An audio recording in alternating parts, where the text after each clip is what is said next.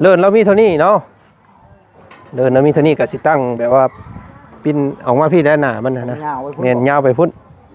ยาวขึ้นไปพุ่นกว้างเนาะ5 เมตรกว้าง5 เมตรยาว7เป็นทรงจัวคือบ้านเฮานี่แหละทรงคือบ้านเฮา9 ต้นนี่ห้องมีอยู่2 ห้องแต่ว่าห้องตัวนึงนั้นมันปล่อยโล่งเลยตัวน่ะเนาะแล้วก็กันห้องอีกห้องนึงมันคล้ายๆไป2 ห้องนะนี่เห็นบ่จังหวะนายอ๋อไอ้เต๋อร่อยนายแมทมาตรฐานนั่น1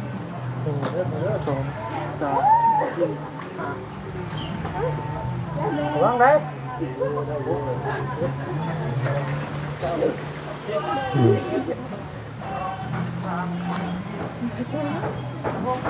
บัดหันนะบัดเท่านั้นแหละ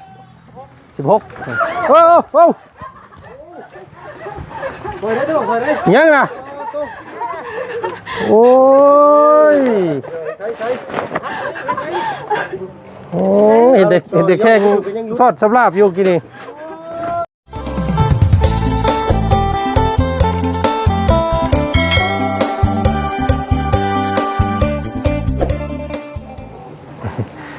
เนาะก่อนอื่นก่อนสิขอเบิ่งขอส้มรับส้มคลิปนี้พี่น้องเนาะทางบ่าวจันเด้อ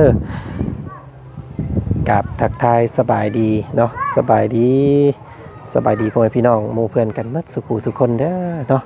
เจอกันกับบ่าวจันอีกคือเก่ามื้อนี้พี่น้องพอกันมื้อนี้ทางบ่าวจันเข้ามาหาทางครอบครัวของน้องบุษบาคือเก่าเนาะหลังจากเฮาจ่ายค่าไม้ค่าตอกลงไปแล้วมันเดือเงินเท่าไรนะพี่น้องไงเดืออยู่10 กว่าล้านตอนนี้เนาะแต่ว่าเฮาก่อนอื่นเฮาก็อยากให้มันมันพอค่าสร้างนั่นแหละเนาะจังสิให้สร้างเพิ่นมาลงมือนะพี่น้องจังได๋ก็รอติดตามเบิ่งนำกันเนาะมื้อนี้ว่าจันสิไปทักถามเบิ่งสร้างเพิ่นก่อนเนาะเห็นเพิ่นเฮ็ดอยู่เฮือนใกล้ๆนี่พี่น้องไงเนาะเอ้าสิเป็นจังได๋ก็มาเบิ่งมาชมนำกันพี่น้องไงมื้อนี้ไปเนาะโธ่ทางนั้นพี่น้องไอ้เป็นกำลังมุ่งหลังคาทีมสร้างบ้านแก่งทองอันนี้พี่น้องเลยเนาะโอ้งามเนาะเป็นเห็ดกะสีไม้ลายมือบ่ธรรมดาพี่น้องเลยเนาะเป็นแบบเป็นสากรูปทรงอันสวยงาม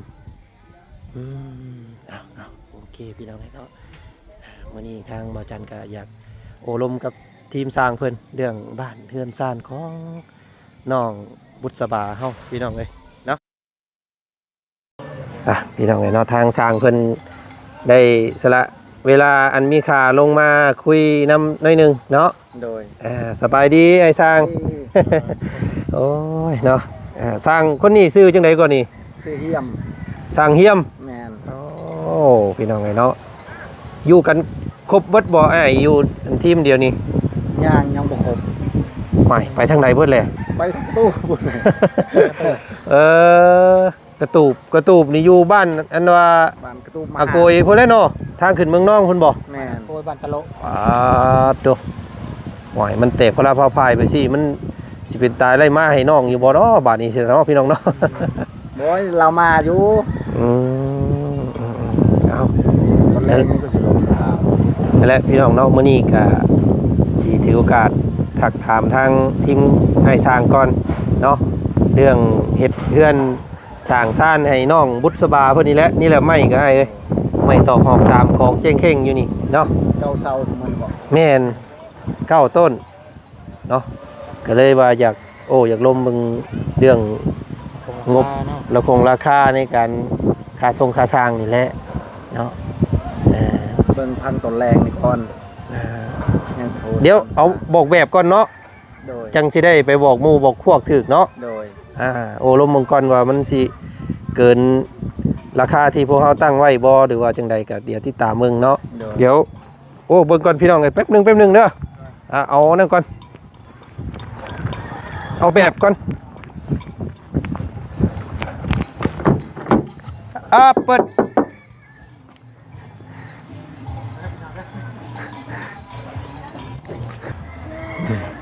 ไปมาเบิ่งกันอยู่พี่แล้วพี่น้องเอ้ยเนาะแบบแผนตัว ตั้งเฮือนนี่เลินเรามีเท่านี้เนาะเลินเรามีเท่านี้ก็สิตั้งแบบว่าปิ้นออกมาพี่ได้หน้ามันนะ ยาวไว้พุ่น แม่นยาวไปพุ่นยาวขึ้นไปพุ่นกว้างเนาะ5 เมตรกว้าง5 เมตรยาว7 ตั้งแบบโมเดิร์น บ่นี่เนาะรูปทรงเป็นทรงจั่วคือบ้านเฮานี่แหละทรงคือบ้านเฮา9 ต้นนี่ห้องมีอยู่2ห้องแต่ว่าห้องตัวหนึงนั้นมันปล่อยโล่งเด้อตัวน่ะเนาะแล้วก็กันห้องอีกห้องหนึงมันคล้ายๆเป็น2ห้องนะนี่เห็นบ่ จังหวะไหนอ๋อไอ้เต๋ลอยนาย เป็นที่ใดงามบ่ เลยบ่มีเอ้ยเต๋งามแล้วนี่ ยังบ่มีน้ำบ้านเนาะบ้านยัง ในบ้านนี่ยังบ่มีอยู่ในบ้าน บันไดขึ้นที่นี่บันไดขึ้นทางนี้ก็สิเนาะปีนไปสิ9 ต้นลูกติงแล้วเบิดยศนั่นแหละพร้อมขึ้นอยู่นั่นแล้วเนาะทรงทาสีหยังกันต่างๆนี่แม่นเบิดเนาะแบบเฮือนของน้องไม้น้องท้ายเด้อพี่น้องเด้อเนาะเอาแบบนั้นเพราะว่าสเปค9 ต้นนี่มันก็มีแต่รูปทรงแบบนี้แหละเนาะสิว่าคือๆแน่นะเนาะไอ้ กว้าง5ยาว7เนาะบอกทีมงานเบิ่งอยู่ว่ามันสิตกเท่าใดละคงราคานี่นะผาบ่ต้องกบบ่ต้องเรามีสิเอาผาสละเนาะ ไม้ตัวนี้ได้บ่ได้กบบ่ กบอันนี้กบหมดและนี่กบเบิดใหม่นะ มีแต่แปลนพาบ่ได้กบ แม่น เอาเป็นสลา แม่น นี่แหละพี่น้องไงเนาะเอาแบบเอาแผนเรือนน้องนี่เพิ่นเพราะว่าครอบครัวของเพิ่นนี่ก็เป็นครอบครัวที่ใหญ่พอสมควรเนาะ5 คนลูกชาย2ลูกหญิง2แล้วก็พ่อผู้หนึงนะสิเฮ็ดให้ห้องใหญ่ๆนั่นสิเป็นห้องนอนของพ่อแล้วก็ลูกชาย2 คนแล้วก็อีกห้องหนึงเนี่ยเป็นน้องบุตรกับลูกน้องสาวเนาะนะห้องก็นี่แหละตามสเปคนี่แหละพี่น้องไง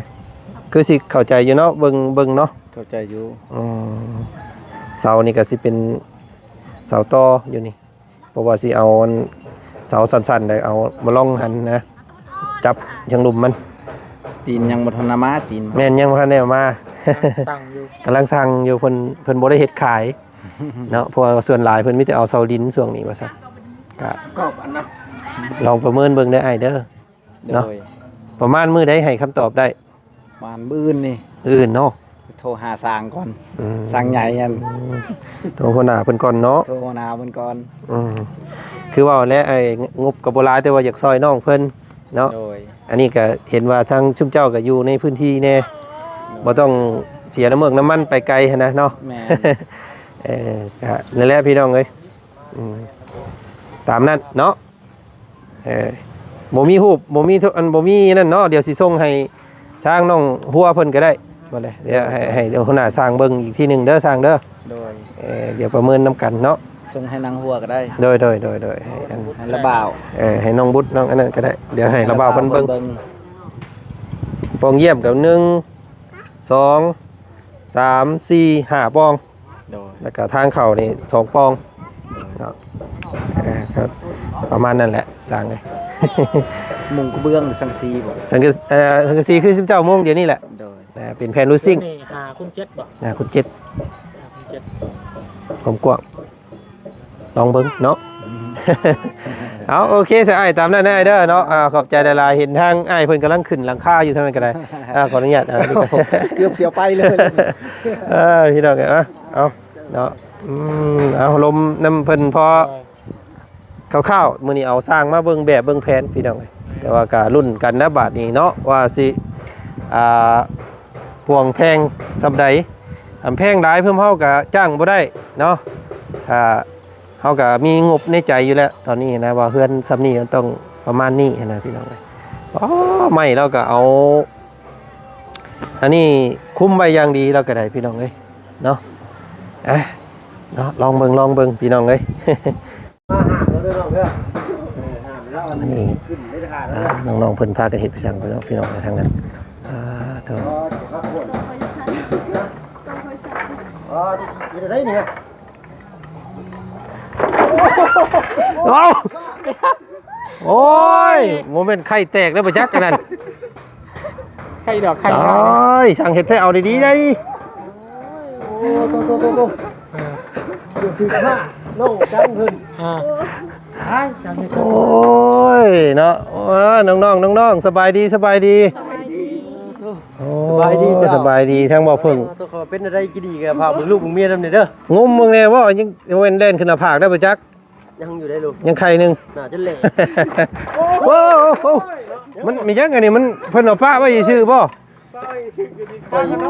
ยตายแล้วไอ้พี่ดอกเอ้ยเอ้าเนาะ ลุงบ่นี่มาแม่ เรื่องของข้าวหมดแล้วนี่ได้ โอ้ยเนาะบ่ไหวได้นี่พี่น้องเอ้ย ปอกเฮ็ด ไปนั่งยืนครัวไปยัง เฮ็ดอัน ยืนครัวให้กระเต็กอ่ะ เป็นเฮ็ดอันเฮ็ดมันต้นพี่น้องเพิ่นว่าเนาะ บาดเสียว สบายดีทางบ่บุญสารวัตรเพิ่นมาได้แม่ตู้ขึ้นเบิ่งนำกัน โอ้ยบ่อยากขึ้นบันไดแล้วข่อยแบบนี้เนาะยันลงสอดทะลุตารางปุ๊เดี๋ยวบ่ได้แบบนี้พี่น้องเอ้ยกำลังเฮ็ดอีหยังอันนี้ฮะขูดเฮ็ดเพิ่นได้เฮ็ดมื้อนี้พี่น้องเอ้ยเนาะเฮ็ดหยัง บ่ลุงบ้านเนาะเฮ็ดอัน เฮ็ดเพื่องบ่หัวเฮ็ดมันต้นก็มีย่านได้ข่อยได้เนาะสามสาวเพิ่นมาอยู่น้ำกันมื้อนี้พี่น้องเอ้ยเนาะห่างหายไปล้นเติบเนาะบ่ได้ มื้อนี้พักเลยบ่ได้ไปกวนมันก็ บ่ได้ถ่ายน้องครัวกับน้องจันให้พ่อแม่พี่น้องเบิ่งล้นเติบเด้ๆพี่น้องเอ้ยเนาะคิดว่าไปเฮ็ดเวียกเฮ็ดงานเนี่ยนะผู้คนก็ถามอยู่เนาะ ไปฟังใครตอนนั้นดิ คือว่าเห็นสมัครงานบ่ฮะไล่บ่เพิ่นติดต่อมาอยู่บ่เพิ่นว่าในใดบัดนี้น้องงานอยู่ไส สวรรค์อยู่นครไกรสอน อยู่นครไกรสอนแต่งานหยังอ่ะน่ะ อนามัยเงินเฮมแต่ว่าเงินเดือน2,500 เป็นแม่บ้านนะ จะไปพอสองไอ้น้องเลยบ่ของจันกับไปบ่ ยันบ่ได้ไปมีแต่น้องหัวไป รู้ว่าน้องคนจะได้ไปเลยบ่นะไปถามมึงงานซื้อเนาะ เลย 2 ล้าน5ในเงินบาทเท่าใดก่อนบ่ฮอด 4,000 5,000ครับ นอ เนาะ นหาพันกับ3ล้าน วัน 4,000 กว่าบาทโตเนาะเข้าเซเว่นเทื่อนึงก็เบิดแล้ว เนาะ นุ่ม3ธงบ่ เอ้ยตายคักพี่น้องไอ้เนาะถือขนาดเนาะบ้านเมืองเฮาแต่เป็นไปได้น้องเพิ่นว่าอยากไปเฮ็ดเวียกอยู่ไทยพี่น้องเอ้ยแต่ว่าคำสิไปไทยก็งบเนาะเว้าเรื่องทุนเว้าเรื่องการเฮ็ดบัตรเฮ็ดเบอร์โอ้ ห่วยน้องบุญคือซึ้งแต่ละบัดมียังบ่นี่ติดในใจลองว่าเบิ่งอยู่นี่สงสัยเรายังบ่ได้กินข้าวเพลนได้ ละเมื่อย แม่น ลดหุ้นบ่หมด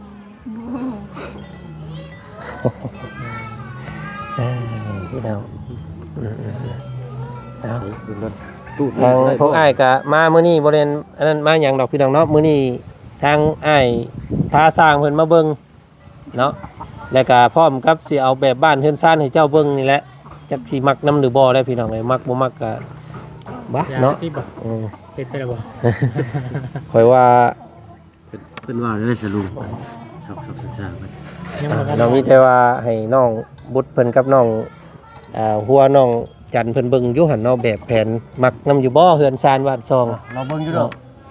จับเอาโทรศัพท์นี่เบิ่งคักเนาะเป็นเท่าใด อ๋อหรืออยู่บ่ฮะ เดือน2ไม้ แบบบ้านคือเฮือนน้องไม้เด้อ ฮ้อนพี่เข่งดี จักเสาจักต้น เก้านะ งามแฮะ เอาแบบบ้านมาให้เบิ่งก่อน แต่ว่า สีใดนี่บ่สีดินบ่ เรื่องพาอันนั้น แล้วแต่สิเลือกอ่ะ ชุมเจ้าเลือกเอาเองน้องเพิ่นเลือกก็ได้บ่เลยพี่น้อง เอกซับ อ๋อ ๆเรื่องสีบ้านนี่บ่ แม่นมันมีหลายสี ซับไม่มี มีเทามี สีหยัง ทองสีคือเฮือนน้องซอนหั่นน่ะ สีดิน สีแดง สีแดงเข้ม สีดินแดง สีแดงแทงหัวใจ งามเนาะ เคประมาณนี้แหละสิเฮ็ดให้นะเจ้าแต่ว่าตอนนี้ก็อยู่กับอันงบประมาณได้พี่น้องเนาะตอนนี้ทางบ่าวบุญยังเท่าไหร่ ยัง2 ล้าน ทางบ่าวจันยังเท่าไหร่ 3 ล้านบ่ 3 ล้านห้า 3 ล้านห้า แล้วก็บ่าวบุญมันป่ายัง9 ล้านบ่าวประธานเฮิมยัง 2พี่น้องกันบวกเบิ่งอยู่หันเป็นเท่าไหร่เนาะ 16 ล้านกว่า 16 ล้าน5แสนเนาะ เลย แต่ว่าตอนรุ่นเบิ่งอีกบาทนี่ว่าสร้างเพิ่นสิเอาเท่าไหร่ เก่าเช้านี่ก็ที่ผ่านมาก็ประมาณเท่าไหร่ลูก เคยจ้างอยู่กับ20 ล้านเนาะ ชาวล้านคือน้องไม้เนาะ แม่น สร้างแลเมื่อก่อนเท่าใดก็ซะ2บ่ ครับ แล้วแต่สร้างแล้วแต่หมู่บ้านอันนี้ใกล้เพิ่นคือสิคิด โดยชอน รถเนี่ยเนาะนี่เท่าใด คือน้องไม้ก็บ่จื้อซะ2ซะเช้า ซะสอง ซะ2เนาะ แม่นแต่ว่านั่นมันได้สร้างเพิ่นได้กลับเมื่อนะอันนี้อยู่ อยู่ใน ในพื้น บ้าน ที่เลยเนาะ สร้างคุ้นเคยกับทีมงานแน่น่ะเนาะ แม่นลองเบิ่งพี่น้องให้เพิ่นประเมินมาก่อน ใช่เคยทำงานน้ำนาบ่าวน้องหัวนี่เพิ่นก็คือบ่รุดง่ายอยู่นะไปทางต่อกัน ซอยกันนั่นแหละเนาะเป็นพี่น้องกันอยู่บ่น้องบุตรกับทีมสร้างนี่อืมอืมมีแต่ให้น้องหัวแล้วขอน้ำเพิ่นนี่เด้อเนาะอย่าให้เพิ่นแพงได้เด้อ แต่นี่ก็ยังบ่พอใช่พี่น้องมี16 ล้านกว่าอยู่เนาะจักสิ จะอายไปต่อเอา อืมถามได้อยากให้น้องเพิ่นมีเฮือนงามนี่นะพี่น้องเนาะซอยกันแต่ว่าก็ยังบ่ทันได้เปียกได้พร้อมดอกเนาะงบก็ยังบ่ทันมีหลายพี่น้องก็ยังรับสมทบอยู่เด้อพี่น้องเอ้ยเนาะผู้ใดอยากสดอยากสวยน้องเพิ่นอยากให้มีเฮือนงามก็ยินดีเนาะ ยังเงินสมทบค่าสร้างอยู่เนาะลูกครับยังไงมีงานใดอยากสนใจชดช่วยน้องเพิ่นในรูปแบบใดก็ติดต่อทางทีมงานเขามาเด้เนาะ เลย มีภาพที่เห็นนี่เลยเนาะเงินจานบ้านช่องน้องเพิ่นก็ได้ ไปทางไหนเบิดเลยน้อง จะไปสั่ง ๆพ่อได้สั่นบ่ฮู้คือกัน โดยยาไปเลย บ้าน ตารางเนาะ ตาราง ตาราง เอาบรรยากาศตอนบ่ายกว่าๆมื้อนี้บ่าย3บ่ายสิเข้าบ่าย4โมงพี่น้องเอ้ยเนาะทางพวกเฮาเข้ามาเบิ่งทางสั่งพาสร้างเพิ่นมา4จุดเกิดเหตุมื้อนี้เนาะนี่แหละ จะเห็นระบบซานเราพี่ของพวกเราเนาะ ใช้บ่เบิ่งอยู่หั่นน้อง ยา3เช้า3โมง3เสียวเราอย่างที่มาอย่างนี้ว่าทางน้องบุญกินยังเสียวเลยดู นั่นเราก็ได้ มาดิไปอย่างไรจะเปิดไฟ ไปเบิดเลยเนาะ ไปเวลาตลาดอยู่ดินล่าหมูหอดแซงหอดอย่างนั้นนะ ฮอดกกหมักน้ำมดนี่แล้วก็ไปหม่องรักอันนี้แล้วก็เกี่ยวไปนี้แม่น หอดใช่หรอ โยกไปพุ่นก็ได้ผู้เนาะ คุณเนาะ มันพอดีไปฮอด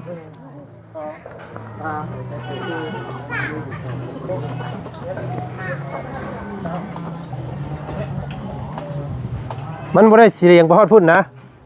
มันไปสิ แม่นตรงไปนุ่มบนนกพุ่นเลยนี่โยกยาวไปพุ่นเลย เจ้ยเนาะ แม่นมันเจ้ย ดินเจ้ย แม่น ตัวนี้คือทำไงนะแมทมาตรฐานนั่น1 2 3 4 วางได้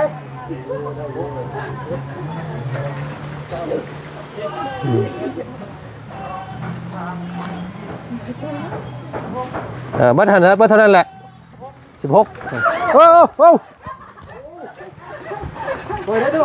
ยังนะโอ้ยโอ้ยเห็นเด็กแข่งซอดสำลาบอยู่กี่นี่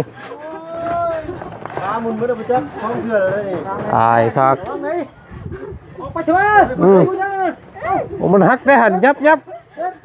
เอาอืม แซ่บตะเกียงวีอยู่ ตายใช่เนาะบ่เป็นตายขึ้นไปลายได้คนอยู่เฮือนหันระวังได้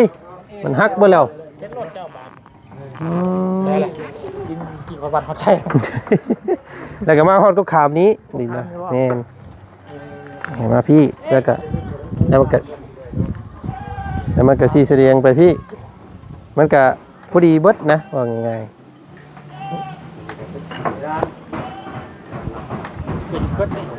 แต่ว่าถามพ่อแล้วมื้อนั้นก็แม่นเบิดนี่ก็แม่น หอดชนพัก แม่นฮอดเกี่ยวมากกหมากใหญ่นี้เกี่ยวมากุขาบนี้ก็แม่นเบิดนะแถวนี้ว่าง่ายๆนะเดินเล่าเบิดเนาะ บอกไม่ต่อเนาะได้ยังเงี้ยบ้าน แม่น เพื่อนบอกครับคุณเจ็บเนาะ โอ้ยขอยได้บาดเสียวเนาะน้ำเฮือนแล้วเนาะนี่เฮ็ดกระตุ้นจนออกพี่น้องเอ้ยมึงนี่ขางเฮือนมีเฮ็ดกระตุ้น เอาผูมากินมาจัก เห็นอย่างเพิ่นนี่บ่ เฮ็ดกระตุ้น กระตุ้น บ้านจะได้ขนาด แต้ม เสียแต้ว บ้านก่อนเนี่ยเห็นหูหนู เฮ็ดกระตุ้นบ้านหอยเอิ้นเนาะ เอาหูหนูดิประเทศหูหนู อืม มันจะระวังได้ไหม เฮ็ดหูหนูคือกันกับฝั่งไทยเนาะ รถไฟอันนี้มาจอดไปอันเดียวนี่